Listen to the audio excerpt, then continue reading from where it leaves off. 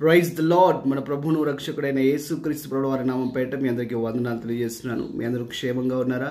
మీ క్షేమ నిమిత్తమై ప్రతిదినం ప్రార్థిస్తుంటున్నాను. నేటి దినం కీర్తన గ్రంథం 34వ అధ్యాయం 10వ చరణాన్ని మనం చూసినట్లయితే, యెహోవాను ఆశ్రయించు వారికి ఏ మేలు కొదువై ఉండదని వాక్యం సెలవిస్తుంటుంది.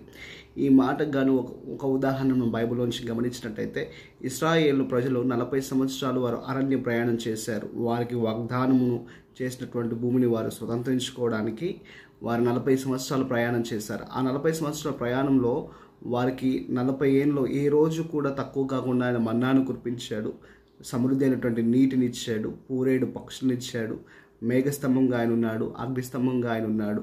ఆయన సన్నిధి వారితో కూడా వెంట వచ్చింది. 40 సంవత్సరాలు they lakh nothing because of God is with them. కాబట్టి ఈ మాటను నీవు కనుక అబ్జర్వ్ చేసినట్టయితే, గమనించినట్టయితే, ఆయన నీతో ఉన్నప్పుడు, నీవు ఆయన ఆశ్రయించినప్పుడు నీ జీవితంలో కూడా ఏదీ తక్కువ కాదు అనేది వాక్యం నీతో నాతో మాట్లాడుతున్న సత్యం.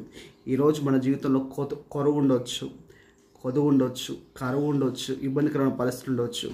కానీ మనం ఆయన ఆశ్రయించినప్పుడు ఆ కొరతను, కొదువను ఆయన సమృద్ధిగా మారుస్తాడు.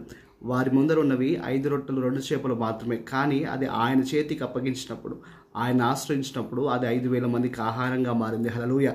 ఈరోజు నీవు ఆయన్ని ఆశ్రయిస్తే నీ దగ్గర ఉన్నటువంటి కొంచాన్ని ఆయన అనేకులకు దీవెనకరంగా మారుస్తాడు. కాబట్టి నీకు మాత్రమే దీవెనకరంగా ఉండకూడదు, కానీ నీవు అనేకులకు దీవెనకరంగా ఉండాలనేది దేవుడి ఉద్దేశం. కాబట్టి నీ ద్వారా, నిన్ను బట్టి నేను జనములను దీవిస్తానని, దేశములను దీవిస్తానని నాకు అబ్రహాంకు వాగ్దానం చేశాడు.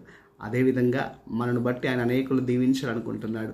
అనేకులు దీవించాలంటే మనం ఆయన ఆశ్రయించినప్పుడు మనం దీవెనార్థంగా మారుతాం. కాబట్టి ఈరోజు నీకు ఉన్నటువంటి పరిస్థితులు చూసి పరిస్థితుల వెంట పరిగెత్తి వాటిని మార్చాలనేటువంటి ప్రయత్నం నువ్వు చేయకు. ఎందుకంటే అవి మరింత దిగజారేటువంటి పరిస్థితులు ఏర్పడుతూ ఉంటాయి.